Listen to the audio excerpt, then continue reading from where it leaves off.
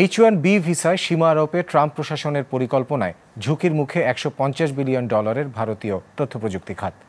মার্কিন কংগ্রেসে এমন বিল পাশ হলে কিংবা ট্রাম্প এ নিয়ে কোনো নির্বাহী আদেশ জারি করলে বড় ধরনের ক্ষতির মুখে পড়তে পারে ভারতীয় তথ্যপ্রযুক্তি প্রতিষ্ঠান টাটা কনসালটেন্সি, ইনফোসিস কিংবা উইপ্রো। বিস্তারিত ডেস্ক রিপোর্টে। ভারতীয় অর্থনীতির চাকাকে নিরন্তর গতি যোগাচ্ছেন তরুণ এসব তথ্য প্রযুক্তি কর্মী।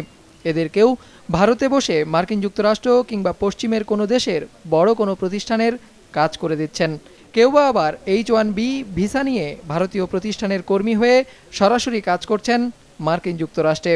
এমন কর্মীদের মাঝে এখন ভর করেছে অনিশ্চয়তা। That's not a very good move because it's an era of globalization. Everybody wants to work together. Everybody wants to live with each other. That's causing a lot of problem, not just in a professional industry but also for families. We knew what we were expecting this from him, but still, I thought that maybe he would, when he becomes a president, he may mellow down a bit. হিসেব বলছে ভারতের তথ্য প্রযুক্তি আয়ের 68% আসে মার্কিন বাজার থেকে, যার বড় অংশের যোগান দেয় H-1B ভিসা কর্মসূচির আওতায় নিযুক্ত কর্মীরা।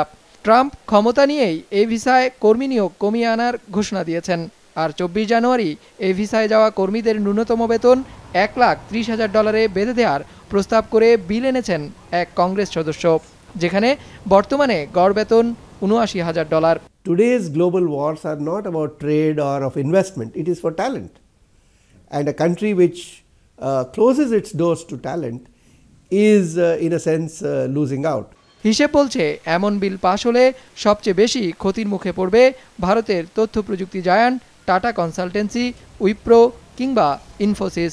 বাড়তি বেতন দিতে গেলে খরচ বাড়বে এসব কোম্পানির, যা টান দেবে লাভের অঙ্কে। আর এমন হিসেব নিকেশে অস্বস্তিতে ভারত সরকারও।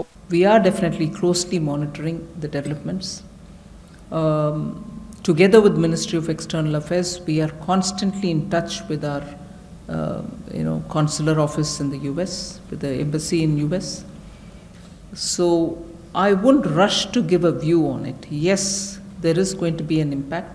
পরিস্থিতি বিবেচনায় ভারতীয় তথ্য প্রযুক্তি বিশেষজ্ঞরা বলছেন, ভারতকে এখন মার্কিন বাজার থেকে মুখ ঘোরাতে হবে বিশ্বের অন্যান্য দিকে।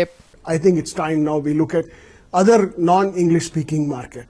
That is where French is important, or where, including China, our companies have gone there only to make sure the work comes to China. But the companies have not started working in Chinese language.